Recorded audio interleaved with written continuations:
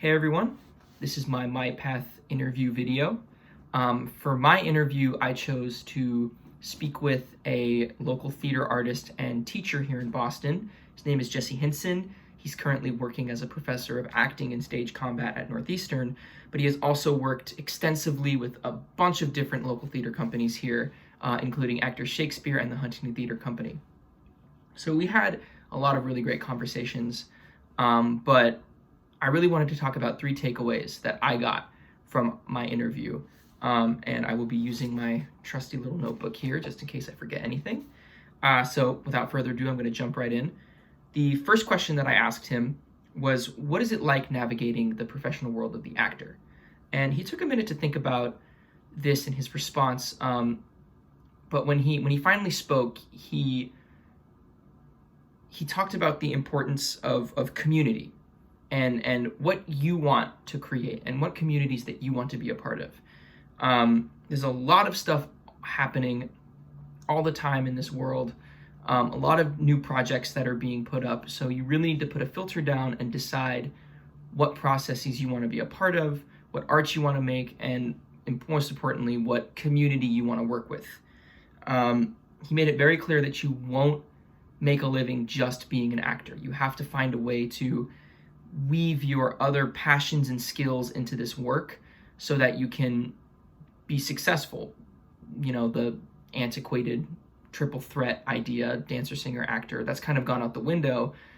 People are now looking more for director, writer, actor, lighting designer, director, that kind of thing. We talk about this a lot in our acting classes here at Emerson as well. I just thought that was a very important point he made. Moving on. The second thing that I asked him was just general advice, tips and tricks on how to get into the industry as an actor, thoughts that you should have and feelings that you should really try to concentrate on. And he gave me 3 different things that I think would have been really helpful for me to know when I was in high school or when I was just starting out doing this work. First thing he said was that comparison is the thief of joy. And it's really hard not to compare yourself to all these other incredible artists and actors in the world because, you know, they're doing work constantly and doing great work constantly, but you can't look at yourself and you can't look at the work that you're doing with a judgmental eye. You should be looking at it more so as like, oh, what can I learn from these people? What can I learn from my experience to make me a better actor, to make me a better artist? The next thing that he said is growth is nonlinear. There will be times when you're at the top of your game, and there will be times that you're not at the top of your game, but it's important to remember that there's opportunity for growth as a person and as an artist in both of those instances.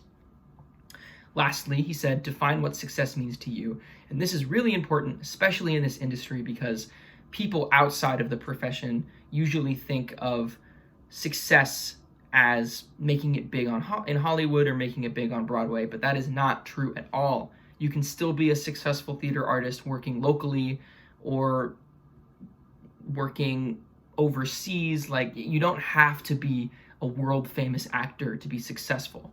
And I think that's something that we should really drive home in our presentation.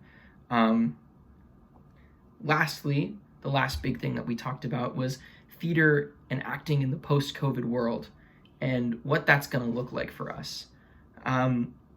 And this is something that I think we should also talk extensively about in our presentation because that's what we find ourselves in the midst of right now. But he was saying, you know, with everything that's happening, with this drive to instigate social and systemic change, we have to be focusing on our profession in that as well, because white supremacy and sexism and racism run rampant through the world of the theater artist.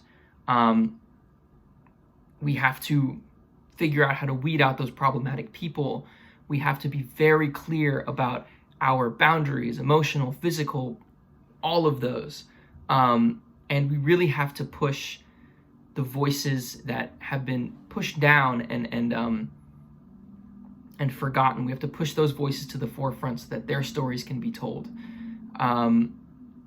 And hopefully that can change what has been happening. That's all from me. I'm excited to watch your videos and I'm excited to get started on this project. Thank you.